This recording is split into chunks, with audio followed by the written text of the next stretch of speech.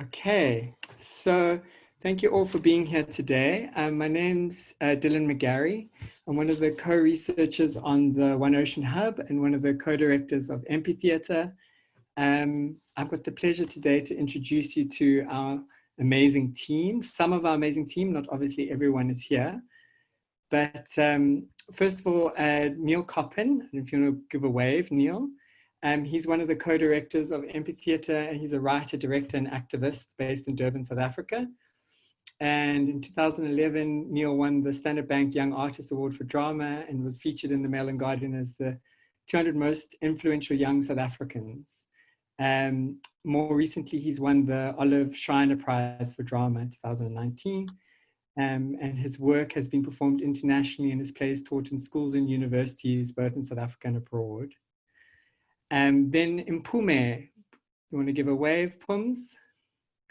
Mpumi is the other co-director of Empatheatre. She is an award-winning performer and theatre maker who hails from Umlazi, Durban.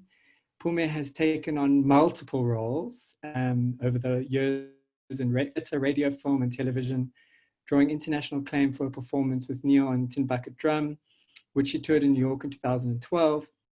And some of Mpumi's projects include Animal Farm, Soil and Ash, Newfoundland, uLwandle, The Last Country, and now Lalela, uLwandle, which you'll hear about today. Her work in Empatheatre focuses on merging research and performance, and she considers theatre makers' role in contemporary South Africa to be that of a healer and a shaman. We also have Dr. Kira Irwin, who is one of the researchers. Kira, if you give a little wave. She'll be here to also help answer some questions at the end around our research.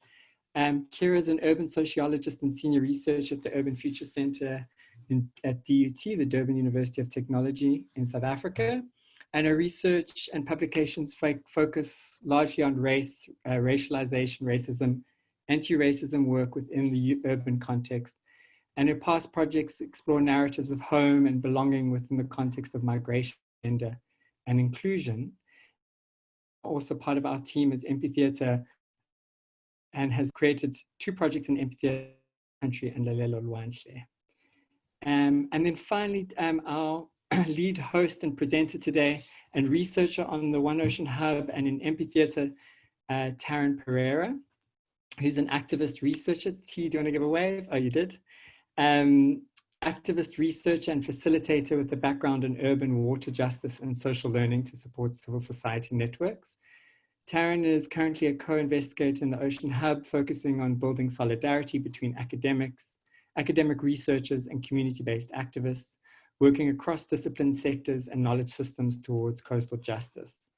As a researcher and co-facilitator on the Lalela, uLwandle project, Taryn has experienced incredibly powerful role of Empatheatre can play in bridging the gap, the many intractable dividing lines in our society, lines of race, class, gender, literacy, and language. And in so doing, set the stage for building equitable relationships between different groups of people based on critical, reflexive solidarity. So I'm going to hand over to T. If you just give me a second to then just share our presentation. Sorry, 1 second. Thought I would be more slick at this. And we're good to go. Okay, T. So also, sorry, if you have any questions during the presentation, please use the Q&A function and not the chat room. You'll see it at the bottom of your panel. You can click the question and answers, and Joe's there to help you if you have any technical issues or struggles. She's hosting this space. Taryn, can you see the presentation? Yes, thank you. Thanks, Dylan. Great. And thanks so much for that introduction, and welcome to everybody. Really nice to see a lot of familiar names and some who haven't yet met, but really, yeah, fantastic. Thank you so much for joining us. Yeah, so in this 2-hour session, we are going to be taking you through the story of Lalela, uLwandle. Lalela, uLwandle is a theatre and research project, which we worked on predominantly in 2019, but which really is ongoing. Lalela uLwandle means listen to the sea in Zulu.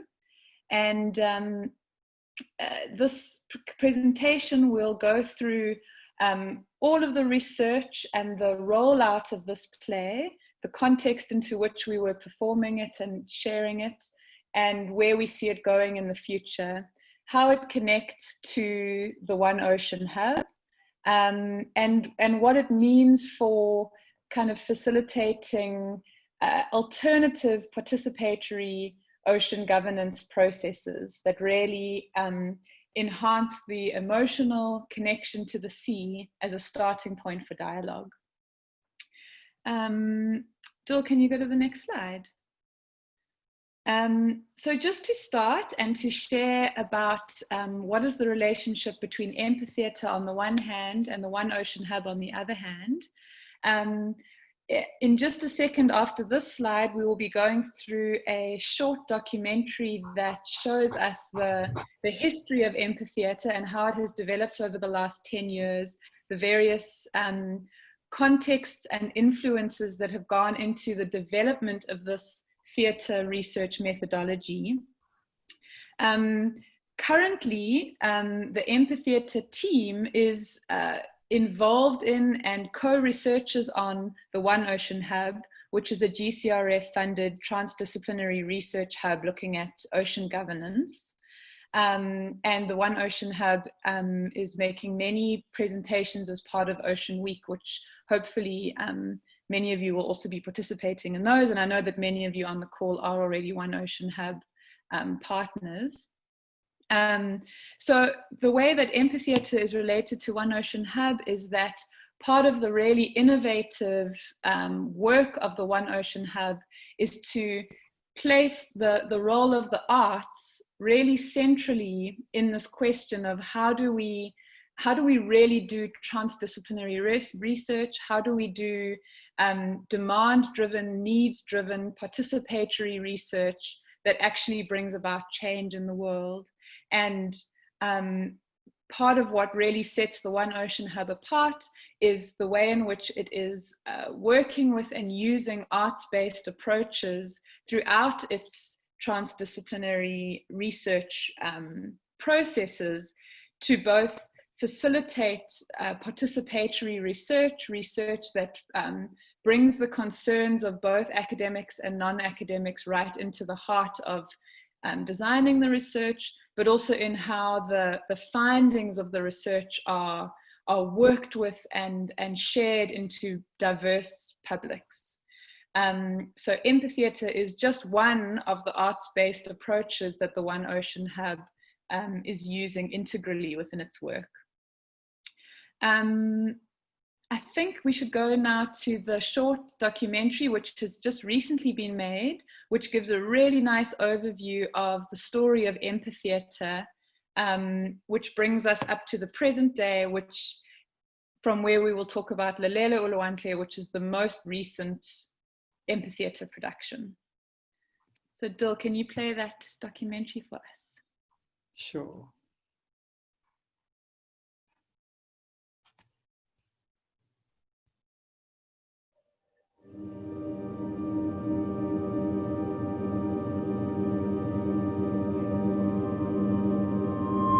Complex problems in unequal societies require careful yet rigorous explorations of different ways of knowing, being, and doing.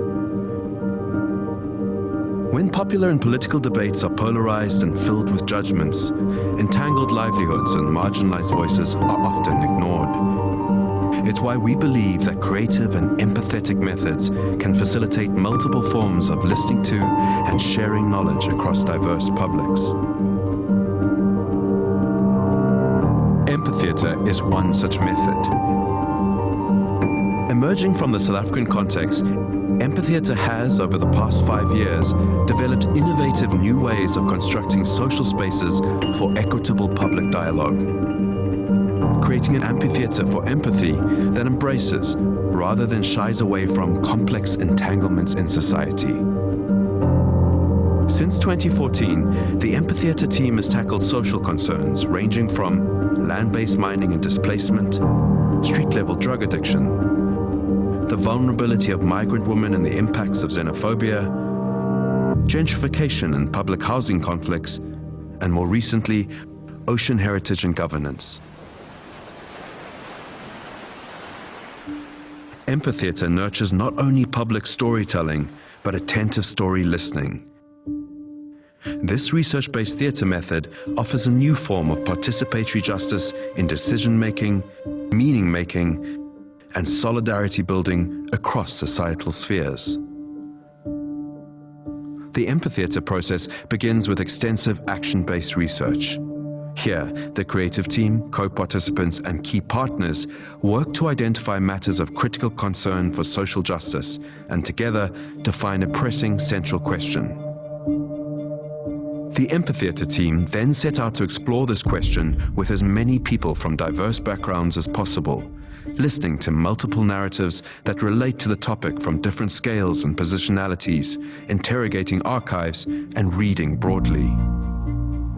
The creative team then bring these findings together and works to shape the research into an engrossing, relevant, and true-to-life theatrical script. The initial iteration of the script is first shared with participants and partners in table readings and other formats to test and verify the credibility of the play. The Empatheatre team then devise and rehearse a theatrical production and share this again with relevant knowledge holders from a variety of backgrounds. In this way, the team are continuously enriching and verifying the research. Once the project collaborators are happy with the production, performances are rolled out to strategic audiences across the country. Policymakers, participants, and other concerned publics are invited to sit together and experience the production. Empatheatre audiences are generally made up of people with different levels of agency, power, and privilege in relation to the matter of concern being explored in the play. Ideally, invited audience members should hold diverse, even conflicting views on the central concern represented. Post-play conversations are then carefully facilitated as public dialogues between the audience, the actors, and playmakers, allowing for yet another layer of research in consultation with the public to emerge. Since its inception, Empatheatre productions have reached thousands of South Africans. With performances opening international conferences, community meetings, and theatre festivals. Venues for Empatheatre performances have ranged from state-of-the-art theatres and art galleries to church and school halls, police stations, football fields, aquariums, rehabilitation centres, and homeless shelters. Across these various processes, Empatheatre works to amplify a chorus of voices, particularly those of marginalized groups, with and for our non-academic research partners, in powerful and validating ways.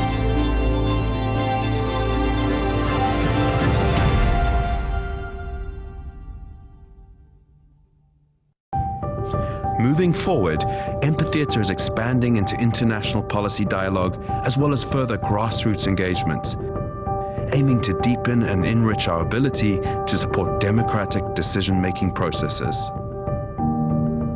If you would like to join these efforts, get involved, donate, or learn more, please visit our website at www.empatheatre.com.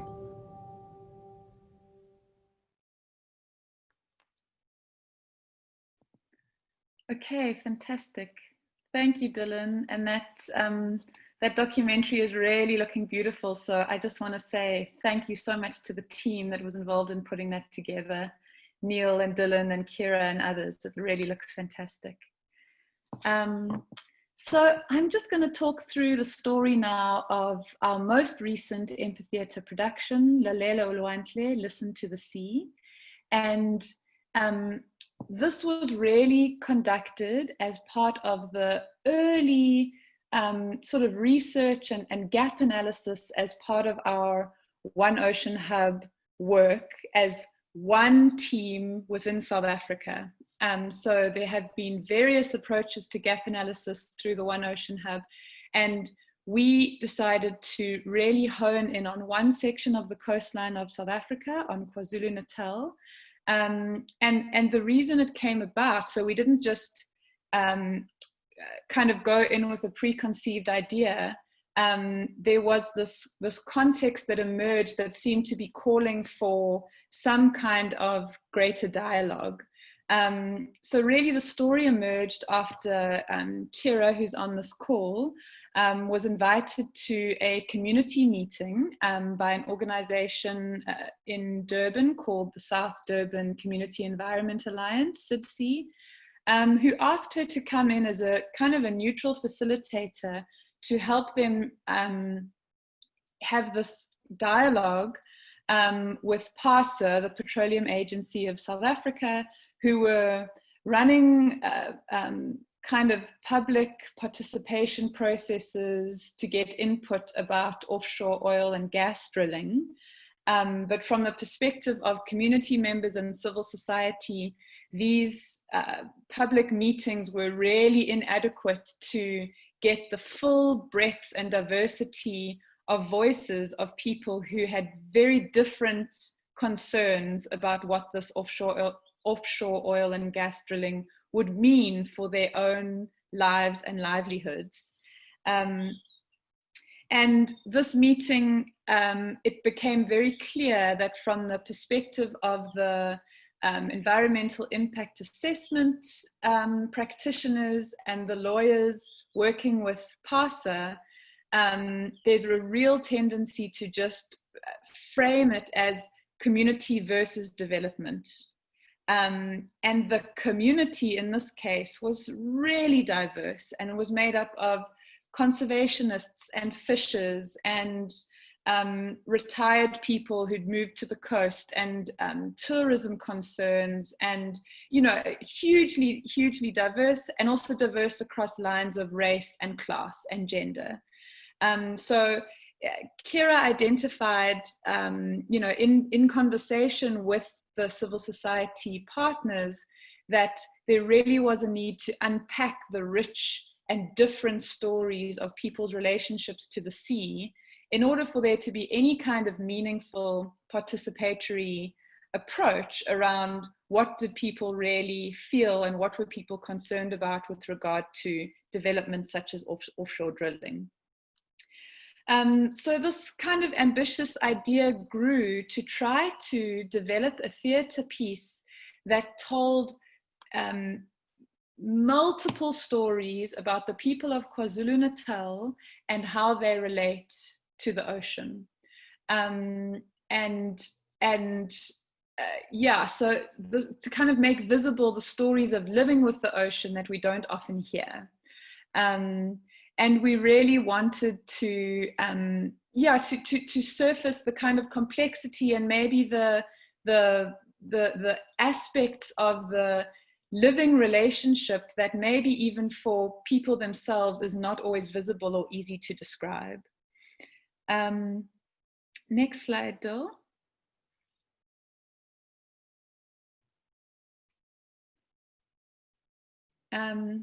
So yeah, just in order to kind of widen this framing of communities, we really wanted to get these different worldviews, agendas, and concerns. And so we started this process of kind of trying to scope with both, you know, scientists and kind of marine experts, and also with civil society partners, and a wide range of people, trying to kind of initially scope the work and try to get a sense for the different issues and matters of concern at play on the KwaZulu-Natal coast. Yeah, next slide. So we moved from this kind of scoping and wide framing process into much more in-depth focused groups where we spoke to people like marine educators at the Ushaka Marine World in Durban, ORI, and the different marine bodies, marine science bodies working in Durban, to hear about from a kind of a scientific perspective or from a marine education perspective, what are the critical issues at play with regards to the coast and the ocean along the KwaZulu-Natal coastline, but also for the marine educators, what are the main questions and stories that the members of the public come to you with when they come to the aquarium. We spoke to subsistence and small-scale fishers along the coastline, really hearing both their contemporary and their long-standing experiences of injustice and exclusion. And yeah, this really started to form sort of one of the beating hearts of our research was the story of how many South Africans have been repeatedly excluded from the coast and from accessing coastal livelihoods, which we'll go into more. Next slide, Dill. Yeah, we spent time on the beachfront in Durban and elsewhere, doing participant observations, having informal conversations, speaking to people about what it is for them to be on the beach and what, yeah, how people, different people, mostly from Durban, interact with the beach and the ocean. And we carried out some online interviews with different researchers and policymakers to get that angle. Here, this is me interviewing Dr. Pilile Mbata from UCT about all of her research that she did in northern KwaZulu-Natal.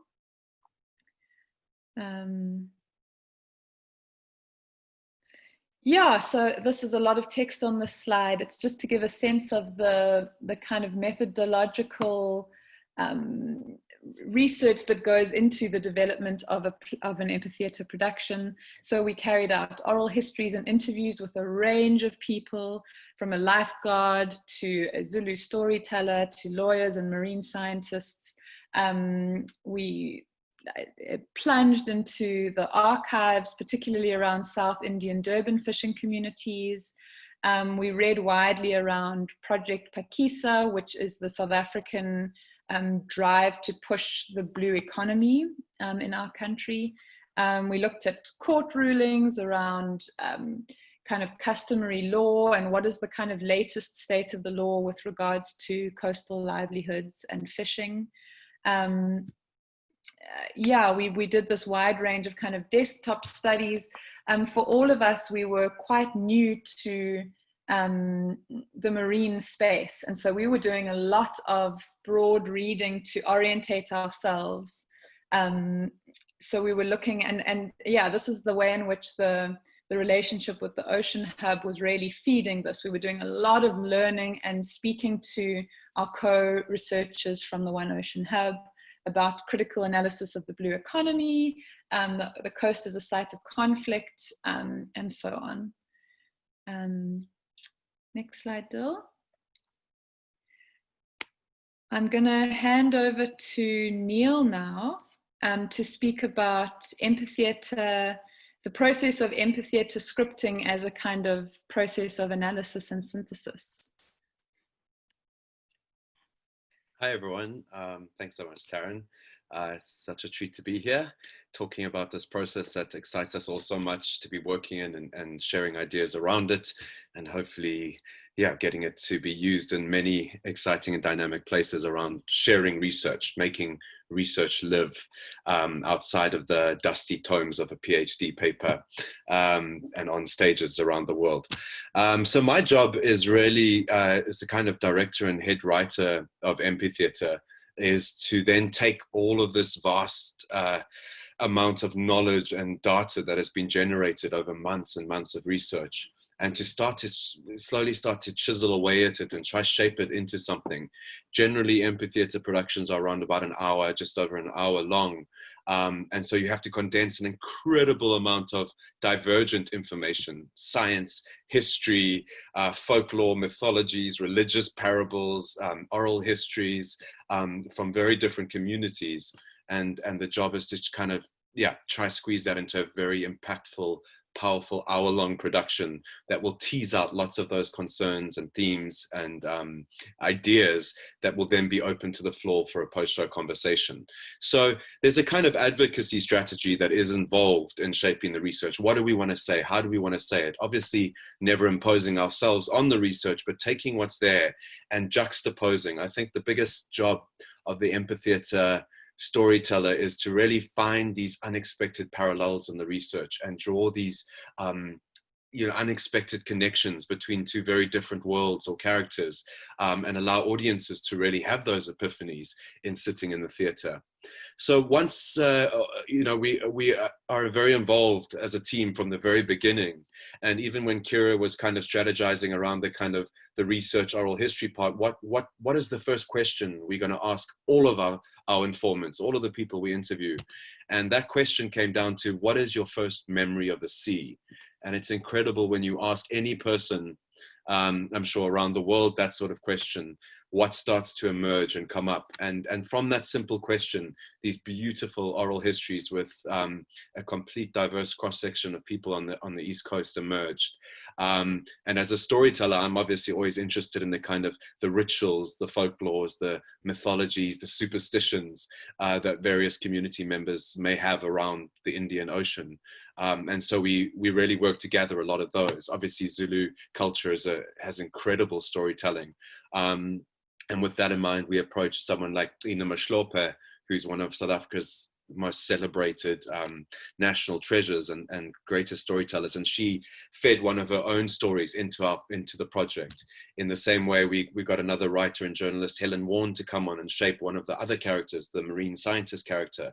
So it's an incredibly collaborative process that involves many people. And my job is to try and weave all those various tendrils together into something that constitutes a powerful and engrossing, hopefully enthralling theatrical experience. It's a kind of a journalistic endeavor, I think, initially, in the way one has to, shape that story out of all these very many stories. And it's very exciting to have a team like Taryn and Dylan and Kira and Nomkosi and Mpume, because while I'm slowly shaping the script, I'll go, oh gosh, I need a Zulu fairy tale now around this, or something to do with this aspect. And Mpume will be out in the research field the next morning with that informant or subject, getting a new story and translating and transcribing it and then feeding it back into the process.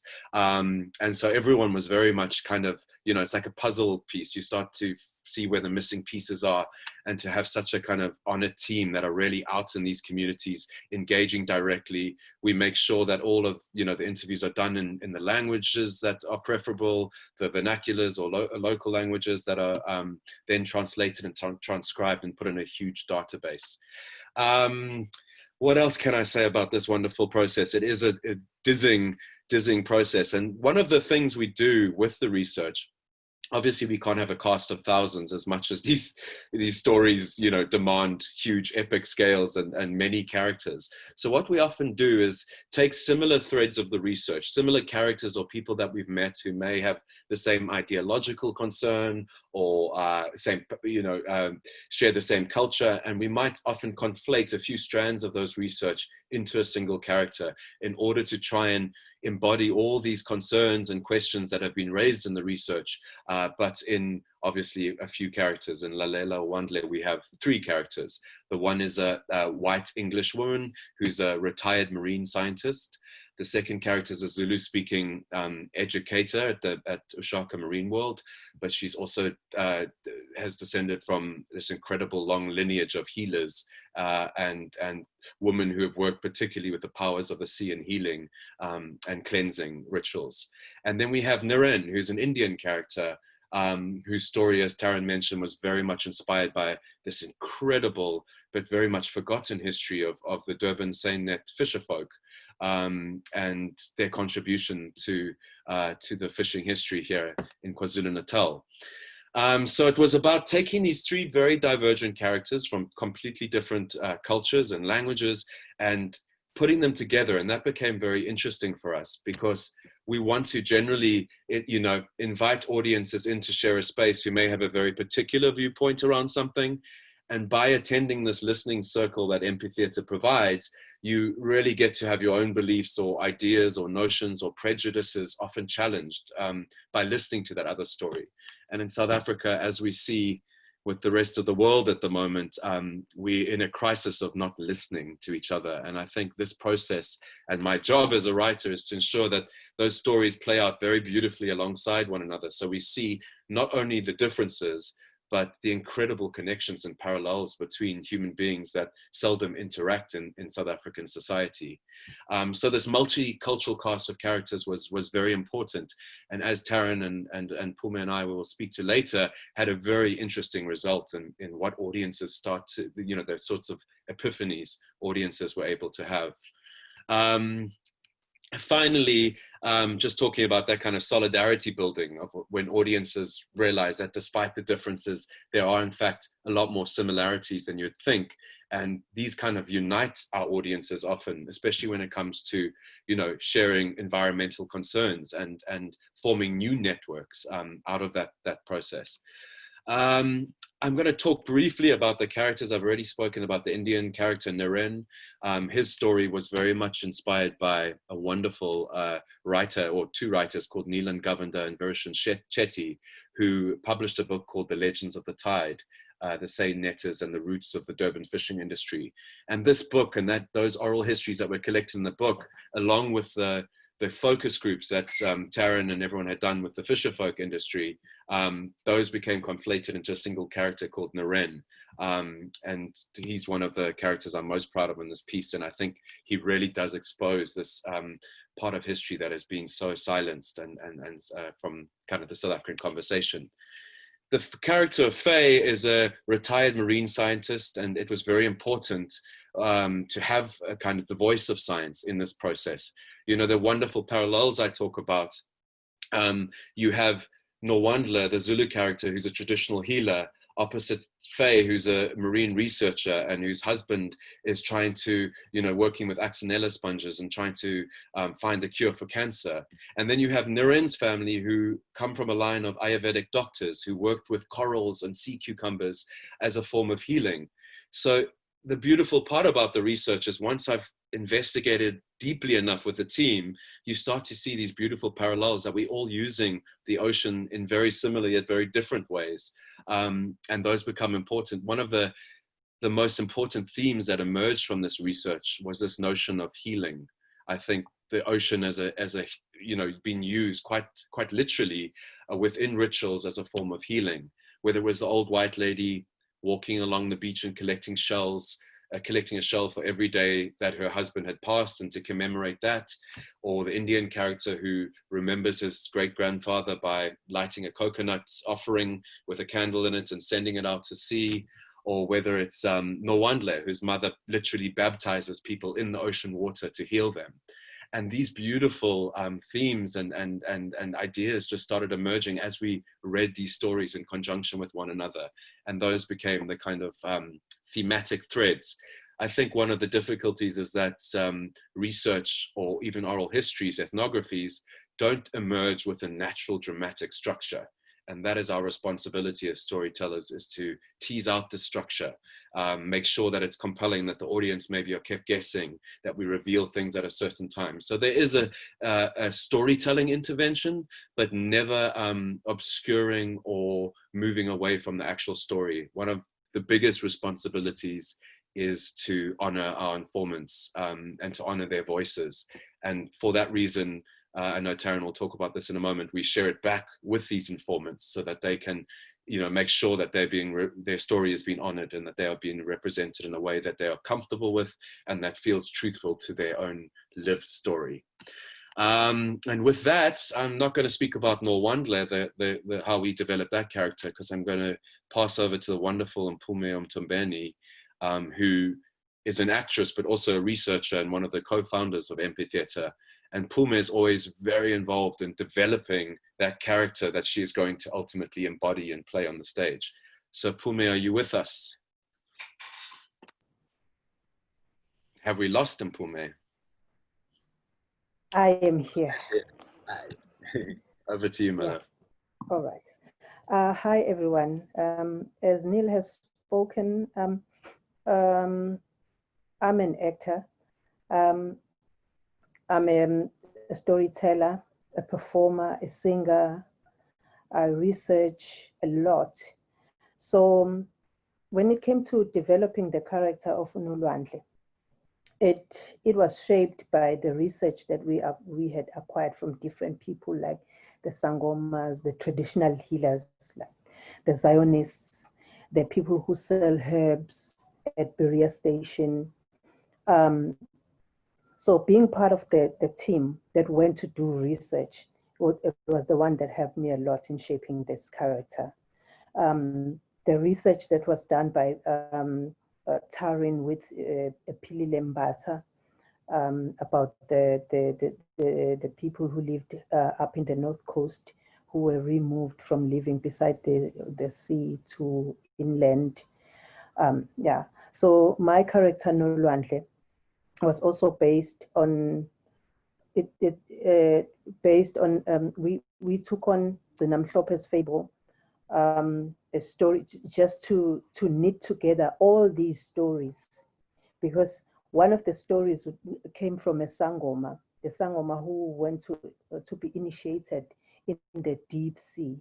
So she went into the deep sea to be told, to be taught by her ancestors how she's going to heal people, what muti she's going to be using. And then she came back from there and started healing the people. So, and then the next person was a historian who's a traditional healer or a traditional leader as well, who spoke a lot about the journey of the soul, how the soul travels after you have passed on. He also talked about this, the mermaid that was discovered in Guamapumulo region like 3 or 4 years ago. So, and then he also gave me a detailed map of the KZN coastline where people had been removed. I also spoke to a lot of Zionists. My father, who's also a traditional healer and a Zionist, who talked about how sacred the ocean is for the Zionists, because that's where they do their baptisms, they do cleansing, they do rituals, and the fact that you just can't just go to the sea and you just wake up in the morning and say, no, I'm going to the beach.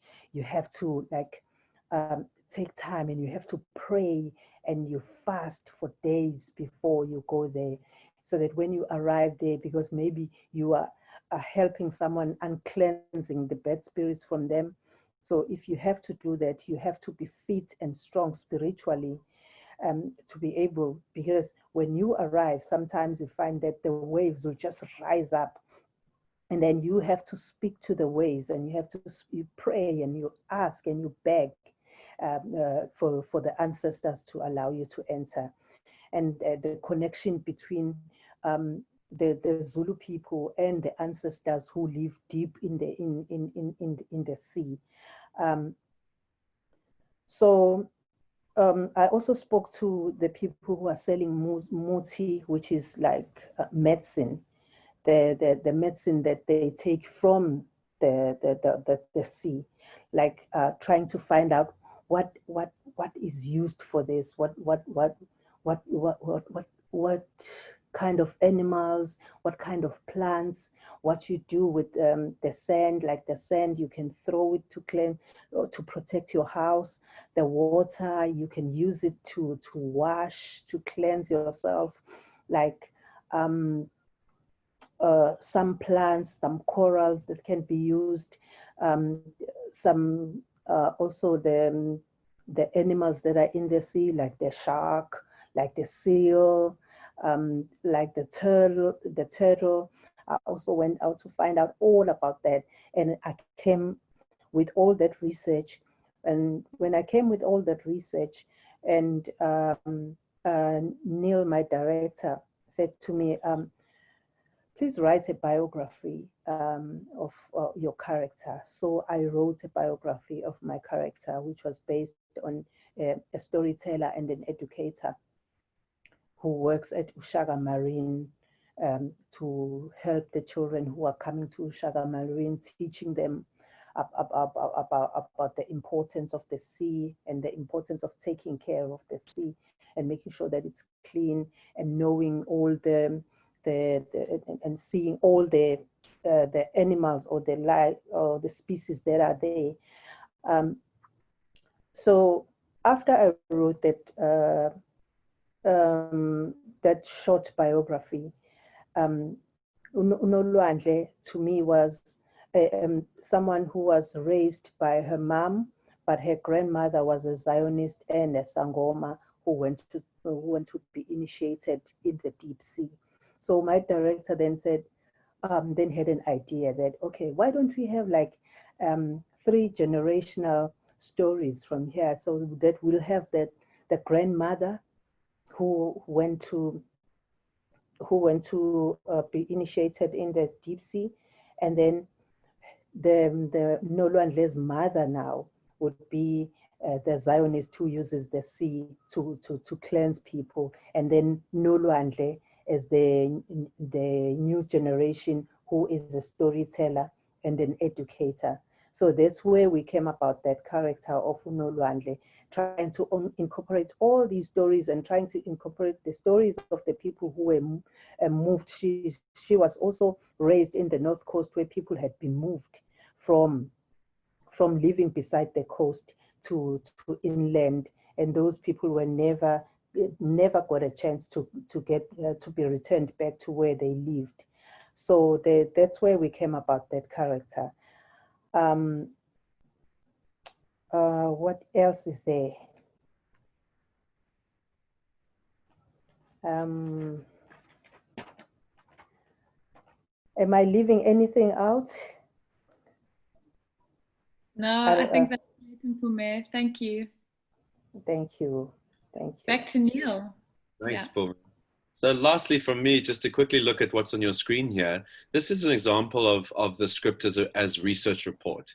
I mentioned earlier that what excites us the most is so much of invaluable research that's done, so much hard work that ends up in a tome, published tome on the supervisor's desk in the academy, is only seen by a very select few amount of people, and only matters to people who can really access it with PhDs or whatever qualification is you need. So one way of challenging that, kind of democratizing research and decolonizing research even, is the script as a research report. Obviously, everything that we've included in this story has emerged from interviews with people, from actual real life information and data that has been acquired for the project. And when we publish the script, what's so wonderful is the research then lives through a story form, which makes it, we all know the power of stories and how people engage with stories over dry data or graphs or facts that are just laid out in a very academic way. So having it in this format makes it very readable, but also we extensively work with footnotes in the publishing of all our scripts that show where the research emerged from, how it was acquired, who it was inspired by, and it's just a way of a kind of intertextual report that speaks to this very collaborative and multidisciplinary kind of way of working. And so another thing about this sort of research report is that it's never closed. It's never, this is it, this is the finding, and here it is. As we continue to perform the play throughout the country and the world, we generate more research in the feedback section, sessions with the audience afterwards. And those stories and narratives often keep feeding into our research report. So it's never a closed, bound, that's that. It's constantly evolving and generating new research, which has been added to the production itself, but also to the iterative script that you see here. Thanks, Tara. Thanks so much, Neil. Yes, so when we're at the stage of having a script and have started working with the actors to really start developing the performance and there's a really critical point, which is the consultation with project partners. So this consultation is happening throughout. It's happening at the very beginning, where we talk about is there something that is kind of stuck or needing some kind of conflict transformation, or needing a kind of specialist facilitation in your field that Empatheatre could contribute to. So it's very, very early on, the project partners are involved in helping us, or actually leading in terms of the advocacy strategy. But then there are all of these critical points throughout the process of coming back to those project partners, and also back to the people who were interviewed, to do a table reading, to share the draft script with them, for them to start hearing not only the thread of the kind of story arcs that have been developed from the research into these composite characters that Neil and Mpumi have described, into the story arcs, but even something like when the actors are speaking the script and using vernacular or using local slang, it's really checking, is that authentic? Would someone who's now 25 years old actually say that? All that kind of really, really mirroring back what we have heard, and then taking on the feedback to say that doesn't sound very authentic, or even if you say that, it exposes us in a problematic way, so please can we scrap that from the script? So this is a really crucial part of the process. For some of the sort of special cultural knowledge, particularly that came from Mpume's work with the traditional healers, it was really important that Mpume took the script and the ideas back to those traditional healers to share with them, and to get feedback on whether the way we had heard it and were incorporating it into the script felt true, and also felt appropriate and okay to share.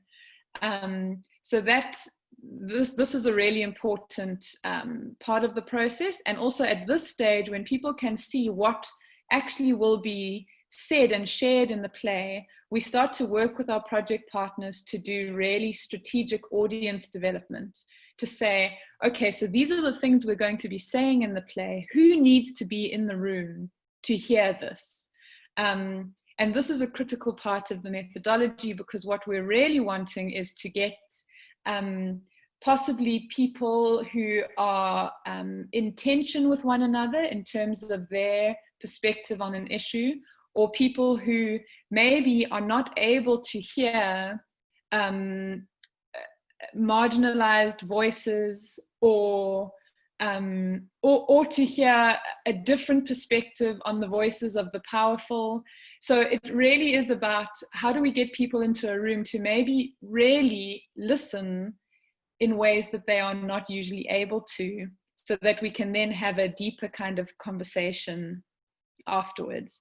So this strategic audience development is a big part of what we do, and we do it completely in partnership with these partners who help us to identify and to contact the right people to get them there. Okay.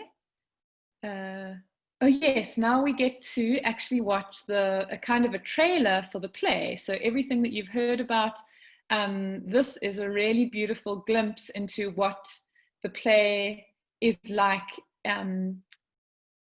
live, and what we wished was to perform this.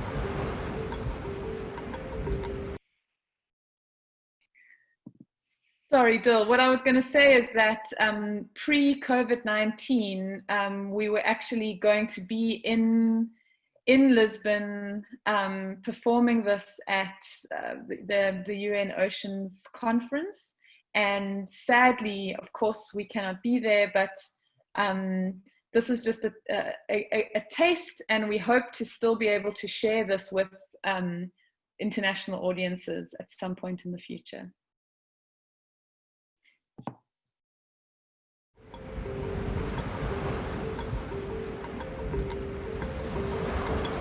Back in the day, it was said there were more fish in the sea than there were grains of sand at the Durban beaches. The communities that make up this coastline are not just a single group or a single voice. Without you even knowing, your breathing is moving in time with the waves and everything just melts away. It was fantastic. The whole idea of the theatre and around, the whole idea of Empatheatre takes stories into a new medium. My mother had once told me how Moses had parted the waves to let his people through. I was secretly hoping the sea would do the same thing for me. It's Dada's raining. Please can we go home? You remember what he used to say? No, Kana. What he used to say? What the sea give it, the sea take it away. Now these companies are planning to send in machines with big teeth into the bottom of the sea. And what's the bloody point of me sitting here with my measly rod when everything's been taken already? We are talking imminent collapse of whole ecosystems. These companies that bribed the chief to keep the truth from us, they had known all along. The mining tracks were already lined up along our beaches. The sea remembers, my boy. It doesn't keep secrets, and in the end it throws everything back at us. I thought it was brilliant. I think more people should come to this play. I'm glad they're taking it up and down the coast. Towards the end, I was almost in tears. I only care so deeply about the ocean because I've had the privilege of seeing what lies beneath. You know what I always tell the children? This heaven they all want a one-way ticket to. It's not in the direction those missionaries promised us it was, no. It's in the opposite direction. It's down there, beneath the waves.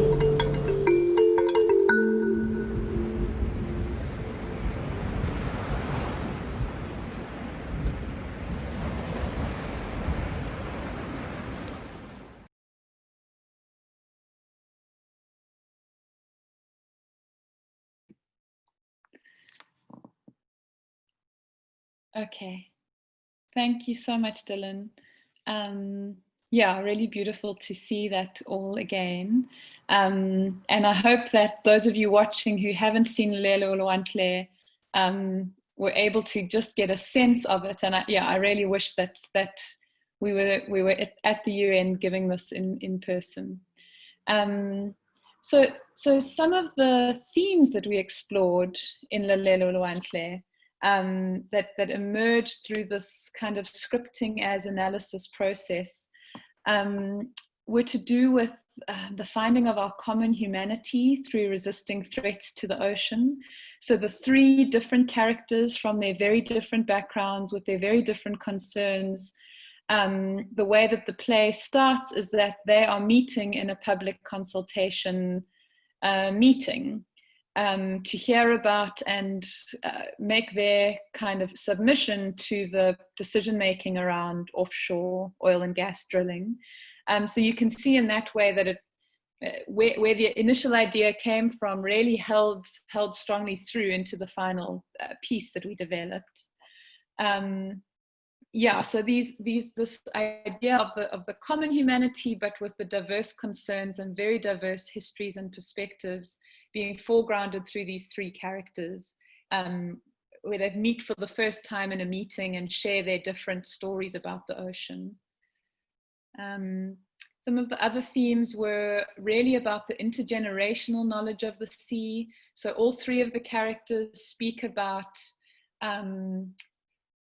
they speak about being children, they speak about their parents, they speak about their grandparents, and the ways in which over the decades, over the history of South Africa, from colonialism to apartheid to post-apartheid, through these different carers and through the stories of their families' histories, how relating to and knowledge about the sea has been passed down.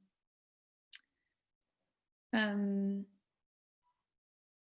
then we got this really strong and powerful community perspective, both from the character of uLwandle and the character of Niren, about these different forces of history and power over time and how they have oppressed and excluded people. So from the forces of colonialism, through apartheid, forced removals that happened along the coast, to mining.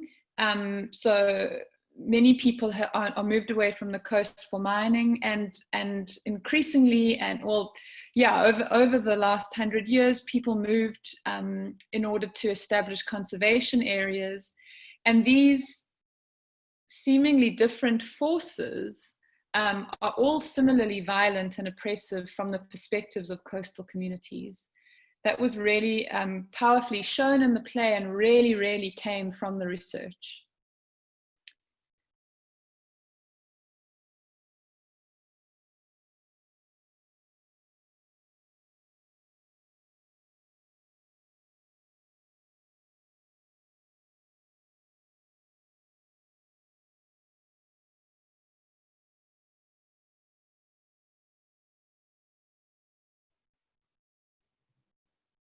Oh, there we go. Sorry, I think my internet connection's a bit unstable. Sorry for that. So some of the other themes we touched on were around the theme of ecological grief, the real pain that people who are in touch with what the loss of biodiversity and the damage to marine ecosystems means, really how profoundly life-affectingly that impacts on people. The childlike curiosity that scientists and young children really share in common, and many other people, the real wonder and awe of the ocean and the mystery of the ocean and the discovery of the ocean and the ocean's creatures and ecosystems. Folklore related to the ocean, personal loss. Many of the characters, I think all of the characters, speak about the loss of family members that's in some way related to the ocean or the impact on the ocean. Then these different expressions of spirituality in relation to the sea, a kind of historical reimagining. So in the Niren character, there's almost a magical surrealist element around remembering and portraying his father and grandfather and even great-grandfather and their relationship to the sea. People's livelihoods, the pressures and the realities of climate change, overfishing, the deep pressures of the blue economy, which is a kind of a cross-cutting thing, and in fact is the reason our characters are coming together, is the pressure, the kind of the kind of capitalist drive behind the blue economy, and the political history of our coastline, among many others. And in the play there is pathos and humor to kind of navigate these very complex, rich, compelling stories.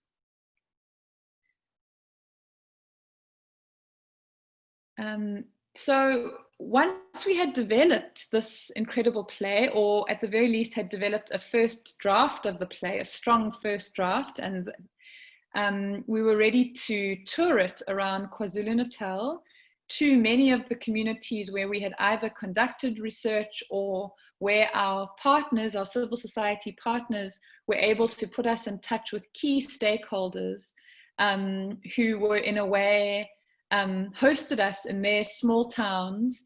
And so we went all along the KwaZulu-Natal coastline, from the south to the north, and then we had a longer run in Durban, the biggest city in KwaZulu-Natal, big coastal city. We had a week-long run in a university theatre, and there we were, we had members of the press, but also members of local government and fishing associations, and a big kind of turnout from just the general public who were interested to come in and see what it was all about.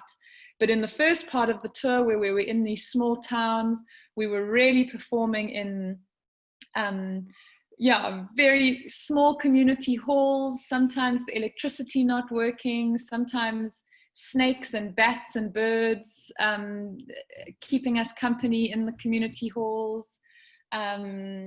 With very, we were using a Bluetooth speaker, and sometimes even that wasn't working. So really the production has to be versatile enough to move from a community hall with no electricity and terrible acoustics into a proper theatre with lighting and sound and beautiful kind of facilities. I must say that it was really incredible how the performers and the theatre team the production team were so versatile to be able to move between these different kinds of spaces. And in the small towns, we had, often we had fisher folk alongside conservation officials, in this really interesting kind of mix. But we also experienced in the small towns that the audiences were much more segregated. During the day, we might get a full audience of only Zulu fisher people and mining affected people. And in the nighttime performance, we would get a fully only white people who were in safari outfits because they are conservation people. And what we really needed was for those two groups to meet, but it was really interesting how in small towns, those dividing lines are really strong. Whereas when you're in a cosmopolitan city, you're much more likely to get a mixed audience. So these were all things we were learning along the way and grappling with how might we disrupt that a little bit in our small town performances. Next slide, thanks Dill. So this is what we had. We had 21 performances on that tour in 8 different towns. We had these 900 audience members who, as I've described, were strategically invited. And then these post-show discussions, which also in some instances become like a tribunal where people are really bringing their evidence and their testimonies into a space to be heard by people who might not otherwise listen. So in this way, the post-play discussion becomes a kind of paralegal tribunal space, which is really what we're aiming for and hoping for with it. And then in order to really get good feedback from our audience, we have these post-play discussions, but of course not everybody is comfortable to speak. We are always very careful to have translators with us so that people are able to speak in their own language. The play itself is able to code switch between, in this case, isiZulu and English. But in addition to the post-play discussion and what happens there, we also ask people to fill out feedback forms. We have four quite simple questions, and those feedback forms have been incredible to go through when we really are looking at the data afterwards, because sometimes people are moved and too moved to actually speak as soon as the lights go up. Sometimes people are too shy, or sometimes it just takes a while for, I guess, for people to be able to articulate what it is that came to them through the play. And so having these written feedback forms has been a wonderful way to collect a huge range of kind of feedback, suggestions, what people didn't like, what people really connected with. So we have all of that. And then what you see in this picture is that the team, including the actors and the research team and the production team, sitting together after each performance and just having a really good debrief about yeah, what came up from the discussion, what were the strong themes, what went well in that play. So we have these different levels of data coming forth, just to give you a sense of how this works as a research methodology. Yeah, we have the voice recordings, we film sometimes. And in terms of what came out from our audiences based on this tour that we just described in KwaZulu-Natal, as well as from, we had a short run in the Eastern Cape in Port Elizabeth and Makanda just before lockdown. So we've now been able to also have some Eastern Cape audiences. So we just wanted to share, and I'll also hand to Neil and Mpumi to share a little bit about some of the really powerful and unexpected reflections we heard back from our audiences. Dill, do you want to go to the next slides, kind of just share some of the quotes that came out? So we heard things like people saying, we must keep the ocean clean so that it will be able to keep the heritage. This is what helps us connect with our ancestors. And then, yes, we heard from an audience member, we must respect the sea because it is like a person, it's like our ancestors. And then I think this was from a younger person saying that traditions are important, even if you don't believe in them, you must respect them and the sea. And these kinds of reflections are really important to hear in a time of really polarized debate in our society and all over the world. The kind of nuance that comes out of a statement like that, to say, you know, watching this, I connect with the fact that even if it's not my tradition, or even if I think my parents' traditions are old-fashioned, they're still worthy of respect. And I think that a lot of people went away with just a much greater understanding for and respect for other people's beliefs and other people's traditions. And for us, that's a really huge kind of impact that a method like this is able to achieve. Yes, the ocean is everything to us as Zulu people. We make rituals and we pray, and then we fetch those who are no longer with us, and the oceans hold our ancestors. The government must protect the sea. This was really beautifully expressed by the uLwandle character, who shows how Zulu spirituality is really tied up in the ocean, and in that way, to pollute or desecrate the ocean is really to desecrate the resting place and the powerful place of one's ancestors. And that kind of perspective is, I think, critically important for decision makers when weighing up how to proceed with development projects or things that run the risk of polluting and damaging the ocean. It's not just about biodiversity versus economy. There are so many other aspects to it, and the spiritual dimension is often the thing that for many people is really a kind of uncrossable boundary, or something that is just unthinkable to desecrate a place if one is connected to it spiritually. Okay, next. Oh, we've heard this one already about traditions, and then, yeah, let's fight for our heritage as well as our natural treasures. And there were really, really important links made between heritage and nature.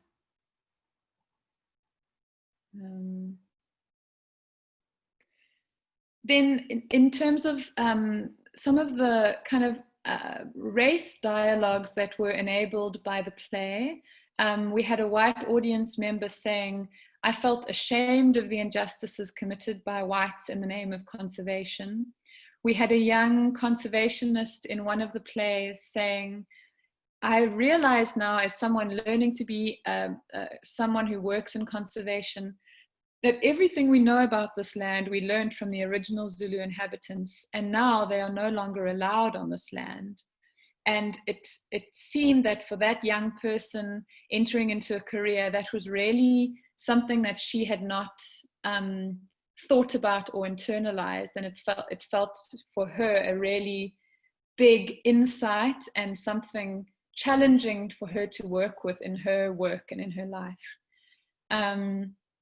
And then, yeah, for some of the Zulu participants, there was an expression of needing to hold on to culture, and that we need to not allow them to take our land. We must stand firm, and how the loss of land really does lead to and precipitate a loss of culture.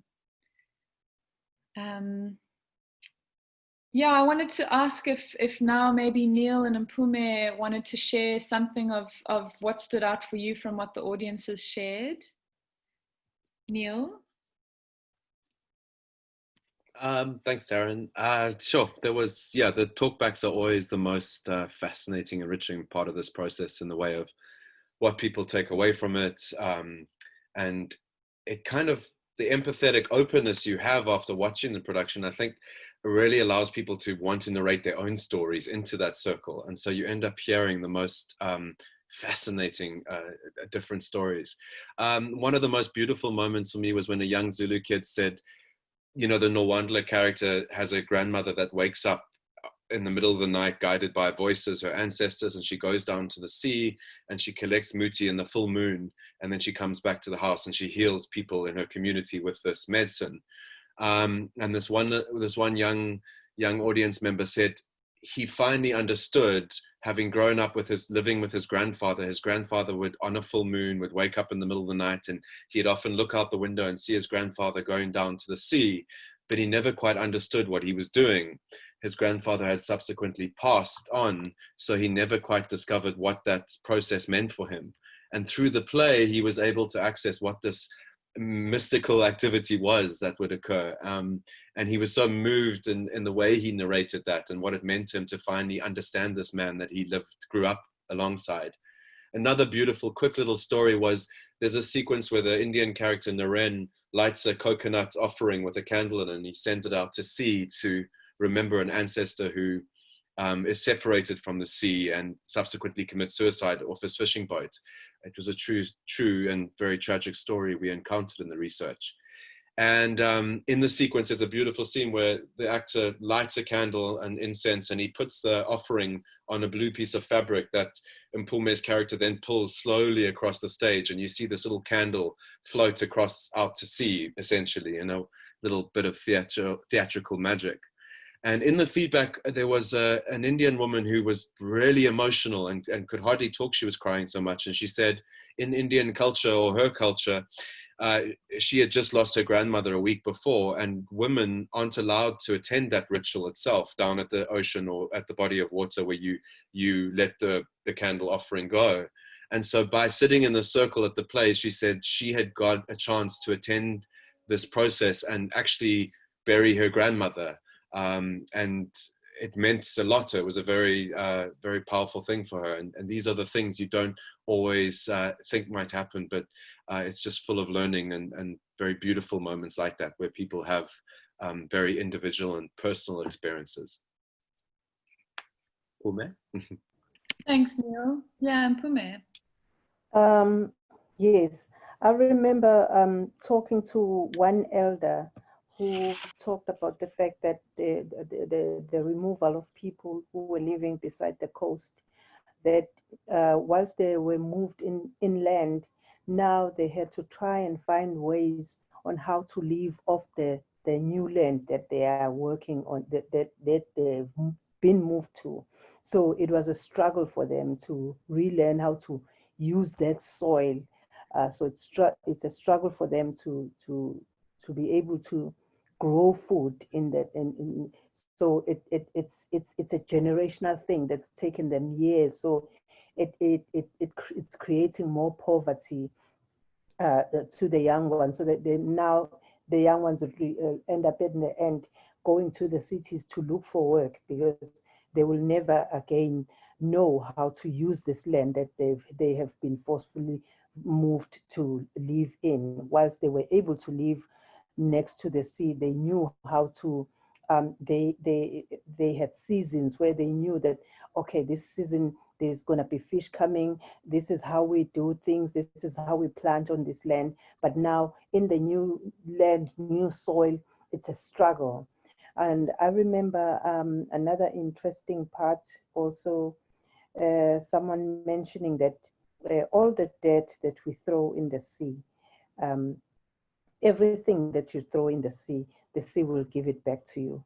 So you keep on throwing those plastics, keep on throwing that, it will be taken back to you. You'll be fishing that fish with plastic, and you'll be ingesting the dirt that you have thrown in the sea.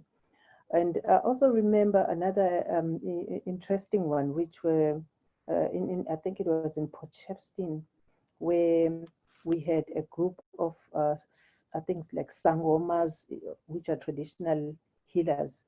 The minute the show was over, like they came straight to me and thought I was a sangoma, and they came straight to me and asking me questions and some advice about what kind of muti can I use for this, what kind of this, and I was like, I don't. I had no idea what to say, because they really thought I was a sangoma. Meanwhile, I was playing a character. So that was an interesting one, because right at the end of the show, people who relate to science will flock to faith. People who relate to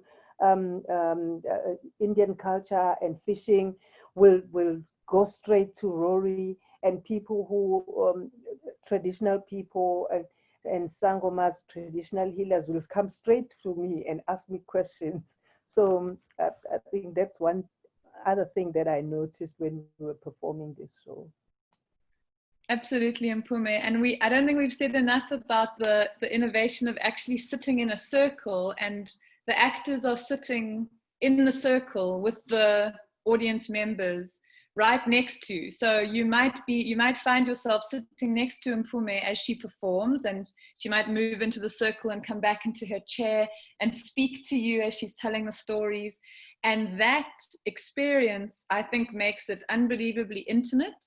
And also for the actors, it means that at the end, they are like one of the crowd, and the crowd feels like, well, I know this person very well now, and I'm also convinced that this person really is all the things that she has been playing in her role. So I think it's in that way, the actors themselves also actually have to be quite well versed on the research, on the kind of background context, because they are really when the play is finished and breaks up, they are the face now of all of this research. And so, yeah, it's a really, really close working team that is taking this performance on tour and into different audiences. I just want to speak briefly now about what some of us are now working on, which is trying to, it's partly building on the back of the contacts we have made and just the number of people we reached through that first initial KwaZulu-Natal research and rollout of the play. And it so happened that so that very first process where Kira was invited to a community meeting between community members and the Petroleum Association, that exact process, at the time that we were touring in KwaZulu-Natal, the deadline was looming for public submissions related to that decision. And so there was a lot of public interest around this particular potential development, and many of the post-show discussions revolved around, if I'm concerned about this or I have questions about this, what should I do? What can I do? And also people giving their many different testimonies about their questions and concerns about this exploratory drilling. And so in that way, we were really able to use Empatheatre to gather these testimonies, and we were of course working with our partner organizations, particularly the South Durban Community Environment Alliance, to build a really, really detailed sort of submission that could be sent into the process. And we were also able to draw on the expertise within the One Ocean Hub to bring in legal, international law perspectives, marine science perspectives, fisheries perspectives, really into what we wrote into that appeal. That we and our civil society partners would not otherwise have had. So the audiences that we met, who were these strategic audiences drawing on both civil society, community partners, as well as local government and academic researchers and so on, form a really strong basis for the starting of a kind of a network based on solidarity, and particularly for the people who have had the shared experience of the play as the place where they first actually meet one another. The fact that these people have sat in a circle and watched this play together and had this discussion about what it means to respect one another's perspectives and beliefs and traditions, that's a really powerful basis, we thought, for a kind of nascent network that might emerge. And so we've been building on this idea of a coastal justice network that draws on diverse knowledge, different ways of knowing, but also into a network that's actually able to take some action in the world through its diverse kind of skills and perspectives and concerns. Yeah, so just to say also something about the kind of fact that this development, the idea of this network has been developing under COVID-19. So it's continued to grow through virtual interactions, and it's really started to center around small-scale fishes. So many of the people in our audiences in KwaZulu-Natal and also in the Eastern Cape were small-scale fishers or subsistence fishers who have very, very contemporary concerns around their access, about the very slow rollout of the small-scale fisheries policy in South Africa, about ongoing exclusion. And under COVID-19, there were a lot of impacts on small-scale fishers through the lockdown regulations, where even though small-scale fishers were technically and legally allowed to fish, local law enforcement were not aware of this, and so there were fishers being harassed, there were fishers being arrested, food parcels were not reaching fishers. Some of these processes around oil and gas and mining were ongoing, but the participatory processes were moved online, where people in remote places with no access to reliable internet were just not able to participate. So in that way, they were further excluded. So during COVID-19, there's been a group of us trying to think about how we might support these small-scale fisher leaders. And so, yeah, we've been trying various things and set up a WhatsApp group and so on to help really get communication flowing. And quite a high number of the small-scale fisher leaders on this kind of WhatsApp group, which is trying to mobilize around COVID, have been audience members in Lalela, uLwandle, in the KwaZulu-Natal plays and in the Eastern Cape plays. And there are some tensions within the small-scale fishery sector. There are big differences in different regions.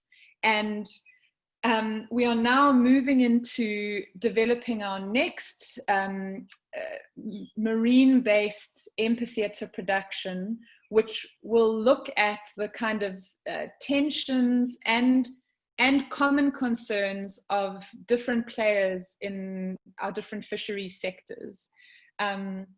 And so in this way, we'll be building on what has been the kind of seed that's been planted through Lalela uLwandle, and then really going into a much more, a specific sector, and trying to work with some of the tensions and the kind of need for building of bridges.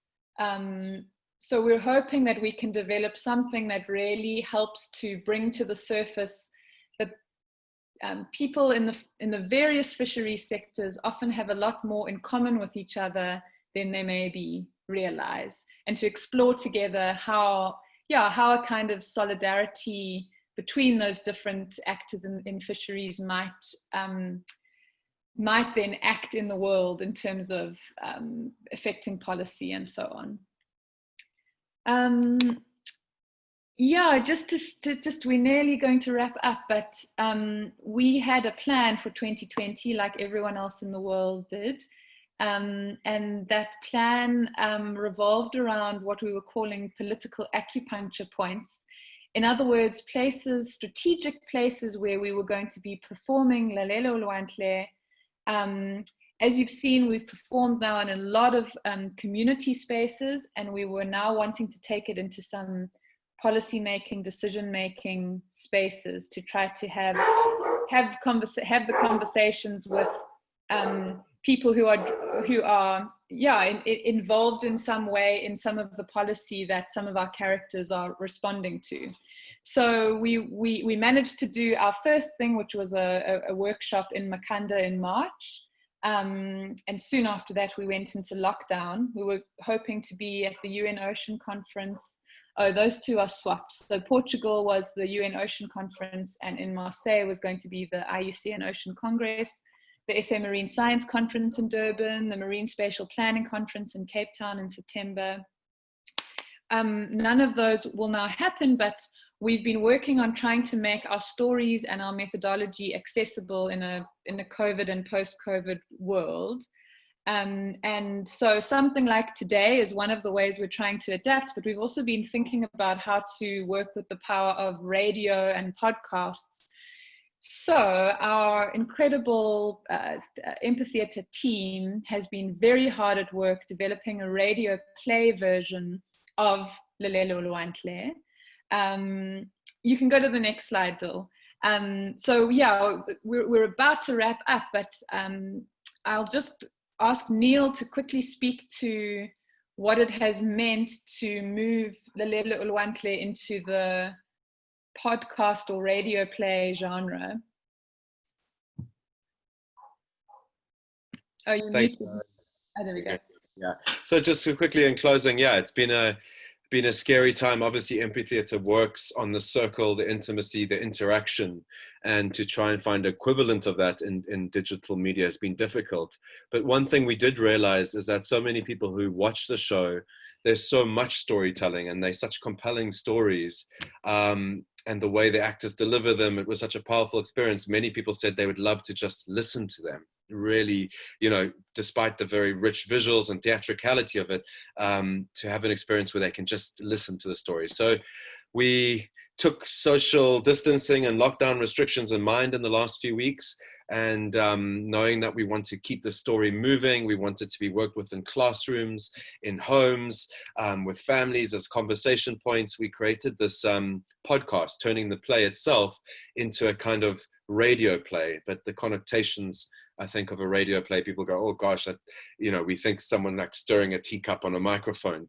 We've worked with an amazing sound designer to create a very immersive and visceral listening experience. And so you'll be able to, Dil will talk us through it in a moment, you'll be able to find that podcast. It's now today has been uploaded on our website, and we'd love for you all to make a cup of tea, to close your mouths and open your ears, as uLwandle says in the production, and really put some earphones in, because it's best to listen to it with all its immersive soundscape, and listen to the play, but preferably in darkness. Close your eyes and really drift off into this world that these remarkable characters can convey us to. So that's up for listening, and we'd love to hear your thoughts from that and share it onwards to colleagues and friends. And we're always prepared to make listening parties and be online to discuss our findings, discuss what you just listened to, so we can continue to interact with people engaging with this material. Thanks so much, Neil.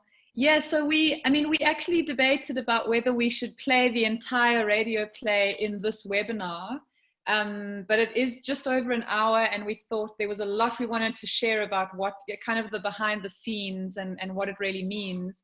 And so we actually thought, for those of you who would like to experience what a post-show discussion is like, the podcast is now available on our website, empatheatre.com/Lalela uLwandle. You'll find this SoundCloud link there. If you would like to come into a kind of a discussion with us really about what you hear in the play, next Friday at 2:00 South African time, we'll be hosting an online post-show discussion. And it would be fantastic to join you there if you're interested. If you would like to join that, please just drop an email to empatheatreinfo@gmail.com. And I think we will close our presentation there and just open up for questions. I'm not sure if some have come through on the Q&A. Our website is now live. And yeah, thanks so much for listening to this long and detailed presentation. Thank you.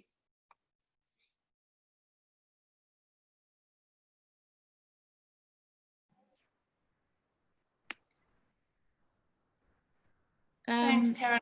Sarah here. There are 2 questions that have come through already on the Q&A. Maybe can I just bring your attention to them? Oh yes, I think I can see them. Okay, great. One of them is already in the answer. It's Philip Turner's question, and the second is Jackie, who's one of our allies. Hi, Jackie. Thanks so much for joining us. So I'm reading your question. To what extent is this methodology available to organizations doing research with a fairly average staff complement made up of researchers? Do you think it requires someone with a theatre or storytelling background who's done this work to work with other organizations to create Empatheatre? You seem to share a common spirit that you bring to your work, a shared perspective towards embracing diversity, tracing commonalities, building empathy. Thanks so much, Jackie. That's like a question and a very beautiful comment and acknowledgement built in. So do you think having a group like this is a necessary ingredient for doing this work from the outset, or does it grow? I think I should hand to Neil and Dylan to answer this, because they have worked with Empatheatre, or Kira and Kira. They have all been involved for the full life of Empatheatre. Does anyone feel like jumping in to address Jackie's question? I'll say something. Yeah, thanks, Neil. Go for it. Just to say that we're extremely gifted with the team and the different, it's taken, several years and all of our careers thus far to bring us to this point of being able to work like this. I think it is, there are lots of complexities and there are lots of skill sets needed. And that's the beauty of the level of collaboration. It's not to say that those artists, those researchers, those sorts of open-minded scientists don't exist out there.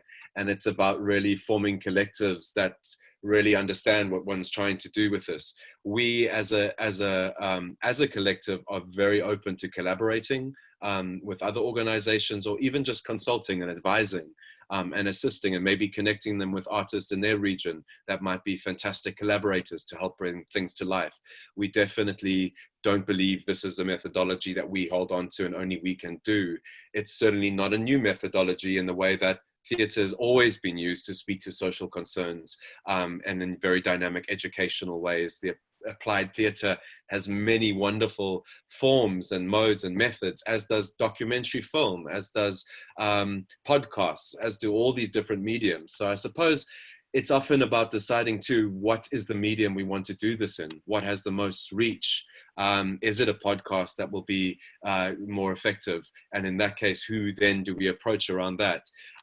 It's not always theatre is the best form. And admittedly, it can be quite an expensive form in the way of live actors and a crew going out on the road for months on end. That can accumulate costs because you're constantly paying for the upkeep of the production. Whereas if you're on a podcast, you've got a one-off expense, but the podcast is able to go on indefinitely and be shared around the world in a matter of seconds. So there are lots of different questions around kind of mediums and modes and what technologies or artistic forms would best be used. But from our part, we would be happy to converse and find out what matter it is that interests you and where we can help and how we can help. We see that very much as our role. Thanks so much, Neil. And maybe I can just say that even within the One Ocean Hub program, there are teams at work in Ghana and Namibia who, I guess this is the first time that this team will be working in a kind of a support and an advisory role to researchers who are interested in working with the idea of public storytelling, the idea of Empatheatre, but making it their own. And so there is a process underway for linking researchers in Ghana and in Namibia to theatre makers in their own countries to start working on local, contextually responsive pieces of theatre that will be sharing Ocean Hub research in those contexts. So we're actually, yeah, Jackie, it's a great question, and it's actually something that we're quite actively thinking through, basically how this team can be in an advisory role to others wanting to work like this. I wonder if I could just add. Yeah, Kira. I think Jackie's question is a really important one, especially for the researchers who might be listening. When I think about how fortunate I've been to be a part of this, a big part of it is having friends who are able to help transform narrative research into types of public storytelling. And it does take a team. I think it is quite important to recognize how important that is and how necessary it is. What it allows you to do is it allows you to take research findings and move it into a whole lot of different avenues that can have sort of different political intent and purpose. But I think what's fun to think about as researchers is that even if you may not imagine you have that team around you now, is hopefully it starts to just open the imagination to think what could happen and how you might form alliances with with other artists and creatives that may well even be inside our universities already, but we haven't necessarily thought of coming together on an issue about. Thanks, Kira. That's a great point. Darren, and just to say, we will publish on our website in the next few weeks, months even, much more about the methodology, in-depth detail about how we went about it. The website already has lots of information about each individual project, how we approached it, who we collaborated with, how we navigated certain ethical complications. The website is quite a lovely resource right now around different issues and projects and things that arose and that we learned from. And through that website, we aim to continue to share blog posts and resources that would help someone that wants to start their own Empatheatre process in their community and might be able to use it as a sort of manual or, around how they might get started.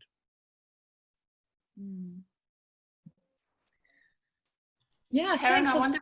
Questions. Yes, Sorry, Kira. Philip had a question partway through the presentation that I think is really important to flag.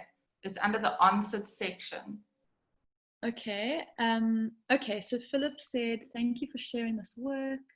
And he was moved by the character of uLwandle and the belief that heaven is beneath the waves and that the knowledge of traditional healers comes from the deep sea. I wondered if you could comment on how, if at all, these cultural connections to the marine environment have been received by decision makers. Is there a desire for areas of the ocean around South Africa to be protected as cultural heritage sites? Or is this a conversation that Lalela uLwandle hopes to inspire?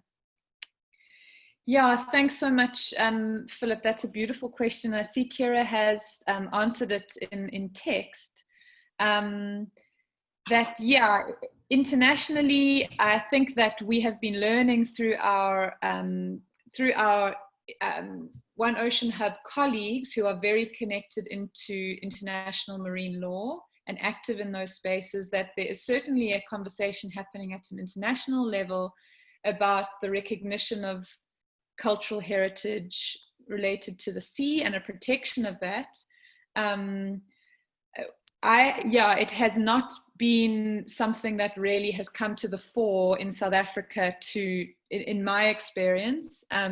When we look at the EIA reports around things like offshore drilling exploration, when there's a consideration of cultural heritage, the only things that are really mentioned in terms of cultural heritage are if there's a shipwreck in the place where they're going to be drilling, or if there are actual finds of human remains.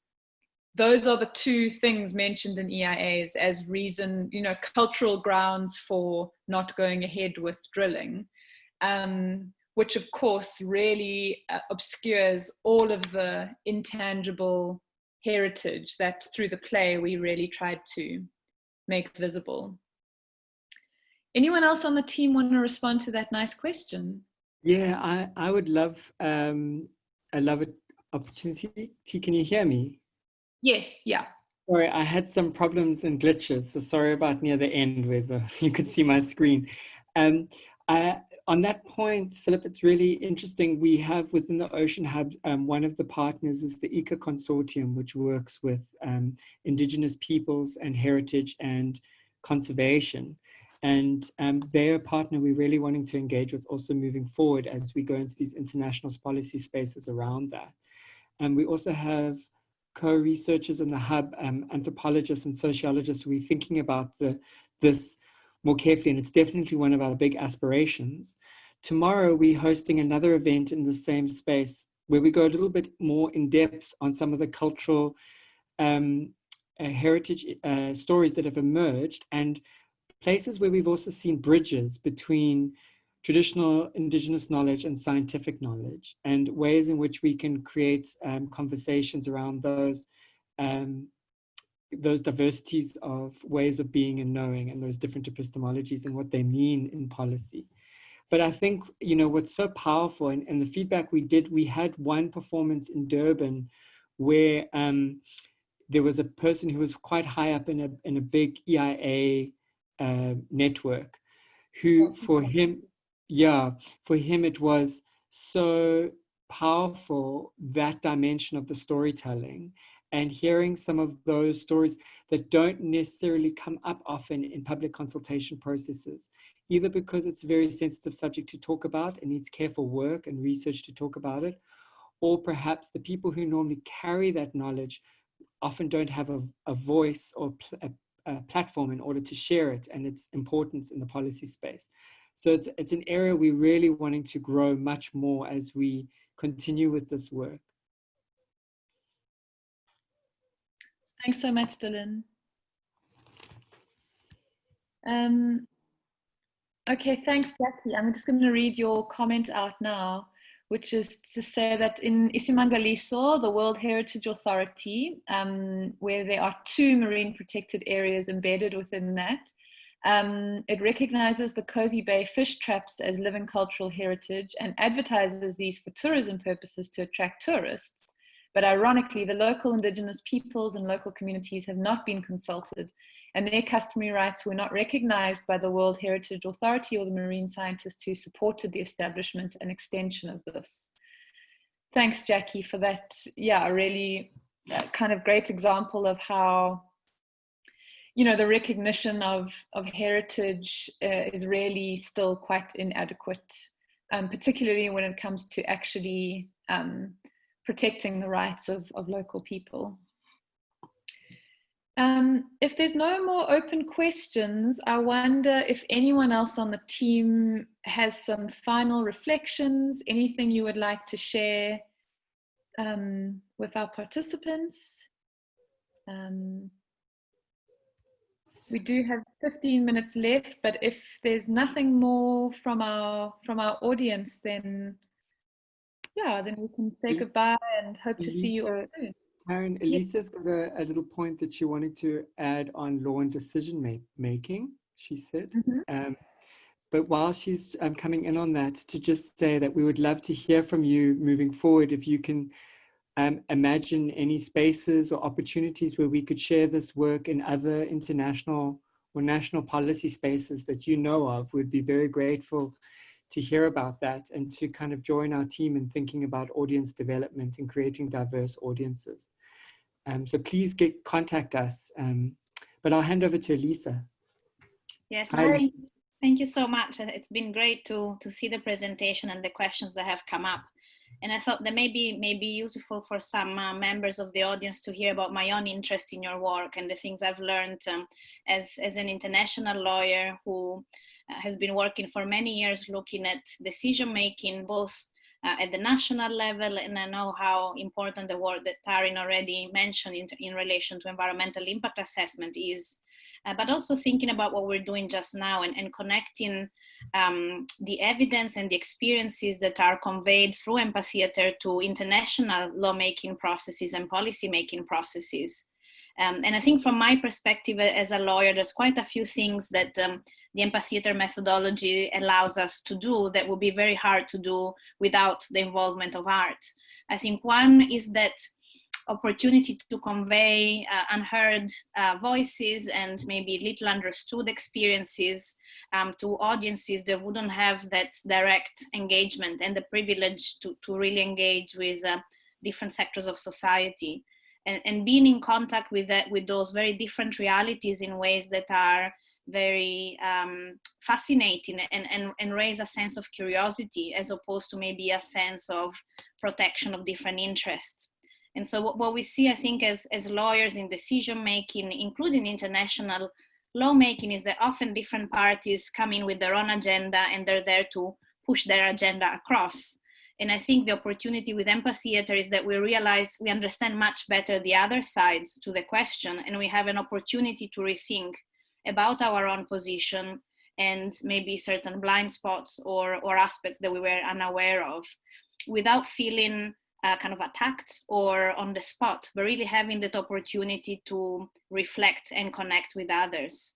And I think similarly to what Taryn already mentioned, in terms of environmental impact assessment, though, that Empatheatre provides an opportunity to convey a very integrated evidence base that also goes beyond maybe what may be the limitations in our own legal instruments around what we understand as relevant for decision-making processes and what we understand as connected. And so the example of intangible cultural heritage may be the views of different individuals and groups that in one legal regime, such as the law of the sea, may not be portrayed as important, whereas if we take the perspective of, say, international human rights law or international biodiversity law, are very relevant. But one thing is to convey that through legal reasoning, and another is to see that alive in front of your eyes and in a very inclusive, I think, art form. And I think that really helps, I think, for policymakers who have a really tough job to kind of transcend some of the limitations inherent in our decision-making frameworks and in our tables for taking decisions, and have that opportunity to reach out and learn and rethink their positions in more creative and informed ways. Thank you so much, Elisa. Thanks for that. Yeah, on that note, if there are no more questions coming through, then I think I just want to mention that I spoke a little bit about our kind of immediate future trajectory with Empatheatre and the Ocean Hub, which is to develop a play around the fisheries, balancing multiple users in terms of fisheries in South Africa.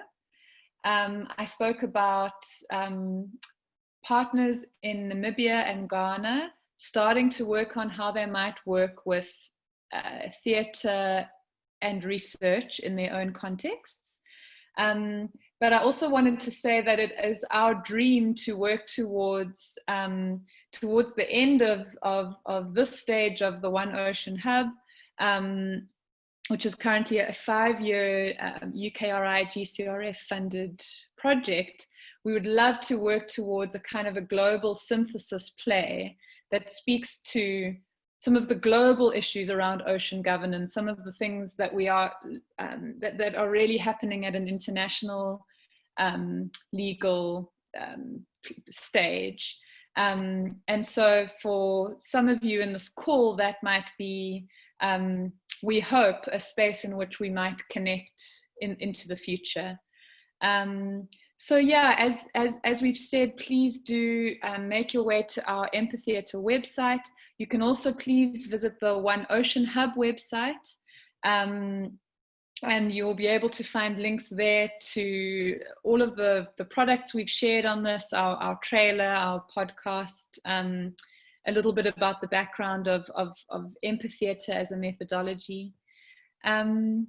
And yeah, in closing, I would just really like to thank UKRI and the GCRF, to Elisa as the director of the One Ocean Hub for being such an incredible supporter of this work and for really opening up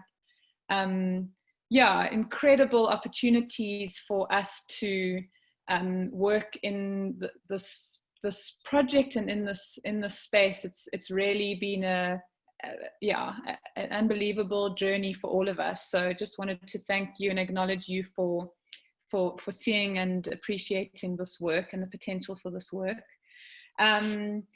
To thank all of our universities, Rhodes University, the Durban University of Technology, our civil society partners, and most notably SIDSI, the South Durban Community Environment Alliance.